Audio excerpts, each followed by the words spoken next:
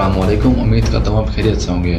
آج کی ویڈیو میں ہم بات کرنے والے ہیں اسلام کے ایک عظیم کمانڈر حضرت خالد بن ولید رضی اللہ تعالیٰ عنہ۔ حضرت خالد بن ولید مکہ مکرمہ میں 592 عیسوی کو پیدا ہوئے۔ ان کی پیدائش مکہ مکرمہ کے معزز قبیلے قریش میں ہوئی۔ آپ رضی اللہ تعالیٰ عنہ کے والد کا نام ولید بن المغیرہ اور والدہ کا نام لبانہ بن الحارث تھا۔ حضرت خالد بن ولید رضی اللہ تعالیٰ عنہ کے کئی بہن بھائی تھے، جن میں سے فاطمہ بنت ولید ان کی بہن جنہوں نے اسلام قبول کیا تھا، حشام بن ولید ان کے بھائی جو اپنی بہادری کے لیے مشہور تھے، لیکن انہوں نے اپنی زندگی میں اسلام قبول نہیں کیا۔ ولید بن ولید ایک اور بھائی جس نے شروع میں اسلام کی مخالفت کی مگر بعد میں اسلام قبول کر لیا۔ بچپن میں خالد بن ولید کو مارشل آرٹس اور گھڑ سواری کی تربیت دی گئی، جن کی بدولت وہ ایک مشہور فوجی کمانڈر بنے۔ جوانی میں بھی خالد بن ولید نے فطری قیادت اور اسٹریٹجک سوچ کا مظاہرہ کیا۔ ان کے والد جو مکہ مکرمہ میں ایک معزز شخصیت تھے، انہوں نے اپنے بیٹے کو بھی شہر کی سیاست اور ثقافت سے روشناس کرایا۔ 8 ہجری 629 عیسوی، اس دوران وہ قبیلہ قریش کے ممتاز رہنما تھے جو مسلمانوں اور اسلام کے پیغام کی شدید مخالفت کرتے تھے۔ انہوں نے مسلمانوں کے خلاف کئی لڑائیاں لڑی، جن میں غزوہ احد اور غزوہ خندق بھی شامل ہیں، جہاں ان کی عسکری صلاحیتیں نمایاں ہوئیں۔ ان کی مخالفت قبیلہ قریش کی روایات اور مفادات کی حفاظت اور مکہ کے مشرکانہ عقائد کی خواہش پر مبنی تھی۔ تاہم متعدد فوجی شکستوں کے بعد اور مسلم کمیونٹی کی طاقت کا مشاہدہ کرتے ہوئے خالد بن ولید نے اپنے موقف پر نظر ثانی کرنا شروع کیا۔ بالآخر ان کا اسلام قبول کرنا ان کی زندگی اور اسلام کی تاریخ میں ایک اہم موڑ کا نشان بن گیا۔ 8 ہجری 629 عیسوی، معاہدہ حدیبیہ کے بارے میں سننے کے بعد خالد بن ولید مسلمانوں کے اتحاد اور عزم سے بہت متاثر ہوئے۔ بعد ازاں وہ مدینہ میں پیغمبر اسلام صلی اللہ علیہ وسلم کی خدمت میں حاضر ہوئے، جہاں ان کا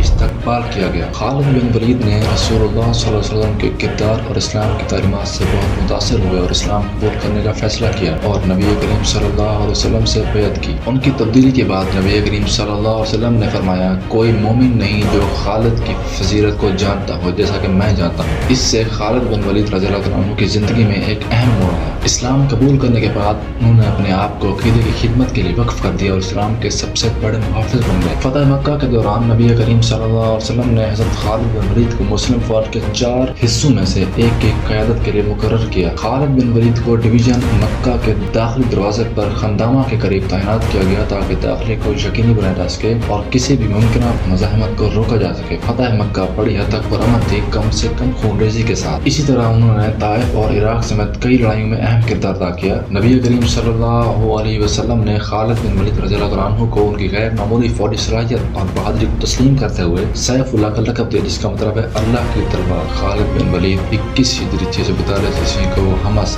شام میں اپنی وفات تک اسلام کے ایک مخلص خادم رہے، ایک فوجی ذہین اور پیغمبر صلی اللہ علیہ وسلم کے وفادار ساتھی کے طور پر ان کی میراث آج بھی متاثر کرتی ہے۔ ہماری آج کی ویڈیو، ملتے ہیں انشاءاللہ اگلی ویڈیو میں، تب تک کے لیے اللہ حافظ۔